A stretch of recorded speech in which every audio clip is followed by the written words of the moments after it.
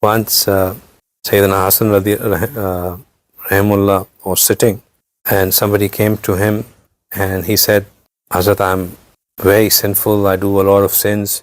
Please tell me what should I do to get rid of my sins. He said, read Istighfar, recite Istighfar. I said, okay. Another person came, he said, Shaykh, it hasn't rained for a long time and we are really worried. Please tell us something that we should read that will help Allah to open the doors of His mercy and rain to fall down. He said, read Istighfar. I said, okay, left. Another person came and said, Shaykh, I'm very poor. It's very difficult to pass the day. Day-to-day needs are not met. Please tell me something that I can do that help me overcome this poverty. He said, read Istighfar. Another person came, he said that, Shaykh, make dua that Allah give me a son. He said, read Istighfar. Another person came, he said, Shaykh, I have a farm and I've planted some trees and, the season is about to come. Please tell me something that it should bear a lot of fruits. He said, read Istighfar. So there was somebody who was sitting next to him, and when all of these people kept on coming to him and he kept on telling them that, read Istighfar, Istighfar, he said, why are you telling everybody to read Istighfar? What's the matter? He said, but this is exactly what Allah has said to us. I'm not saying something on my own. I'm telling people what Allah has told us to do. He said, how so? He said, Allah subhanahu wa ta'ala has said, Istaghfiru rabbakum, seek forgiveness from your Rabb, innahu kana ghaffara. He is very forgiving.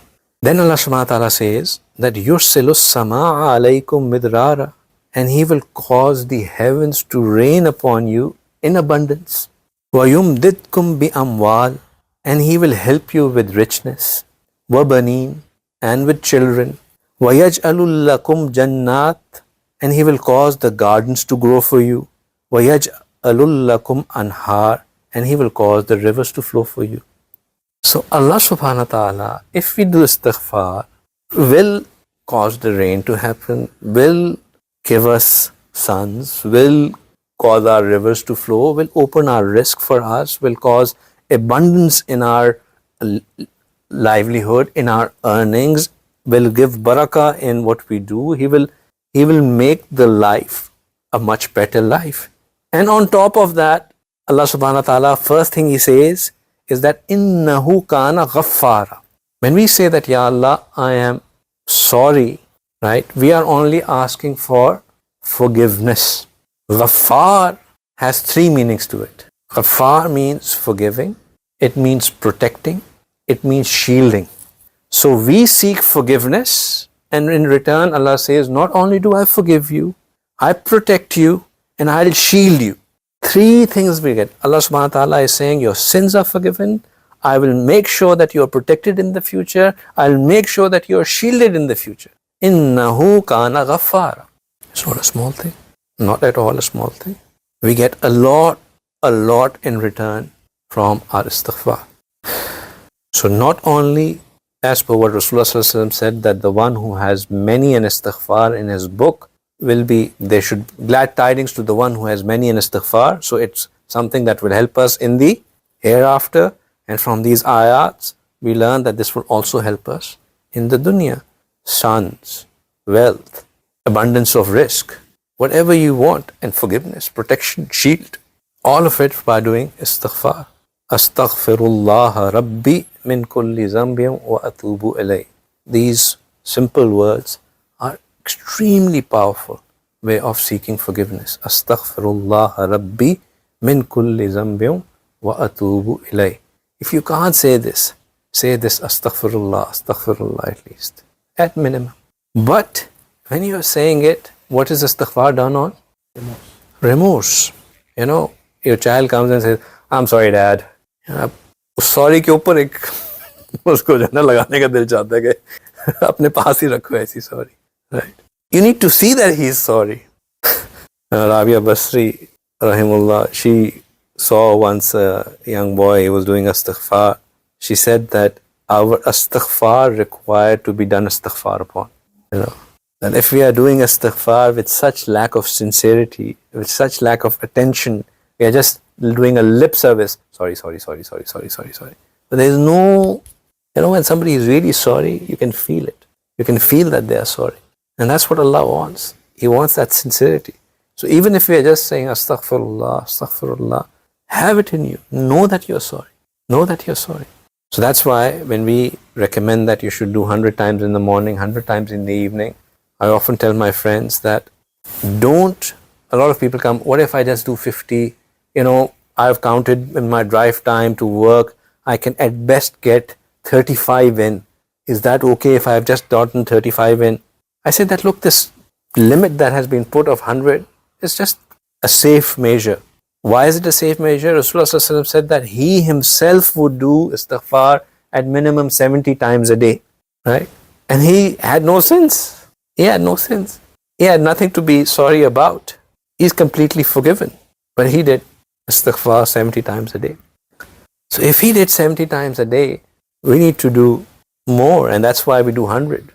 Just because we are needy of more istighfar, far more, but at minimum we do 100. But that count is meaningless if you don't even know what we are saying. So if you do at least 10, and you, with every istighfar, there is every inch of you which is feeling that pain and sorry for the wrongs that we do, that is far more valuable than those 100 which you have done and you don't even know what you have said. Do you understand? Istighfar is such an important thing that even when we do an act of worship, it's not that we have done something wrong. We have just completed a worship, an act of worship. Even after that, Allah subhanahu wa ta'ala teaches us to do istighfar. Those acts of worship are meant to give us reward. But yet after that, Allah has taught us to do istighfar. For example, wudu. When we do wudu, every part of the body from which the water flows, in the water that is being used for the intention of wudu, that water wipes away the sin of that body. We do wudu and wash our face, our eyes which have seen something wrong, it wipes that away. We do gargles, our tongue which has said something wrong, it wipes that away. Our hands, our feet, they get cleansed because of wudu. Allah subhanahu wa ta'ala says that if you have done wudu, now after that, say Subhanaka Allahumma wa bihamdika ashhadu an la ilaha illa anta astaghfiruka wa atubu ilayk. Seek forgiveness, do istighfar after you have done wudu, even from an act after which all your sins are getting wiped away. The first thing we say after saying salam in our salah is what? Allahu Akbar, astaghfirullah, astaghfirullah, astaghfirullah. Right? Because, Ya Allah, I am sorry for not being that attentive as I should have been in an act which was purely meant to be attentive towards you. Right? It's like, and why I say astaghfirullah, astaghfirullah, astaghfirullah? It's like, so I say, sorry, really sorry. I was like, please, I'm sorry. They hold the meaning. Tahajjud, right?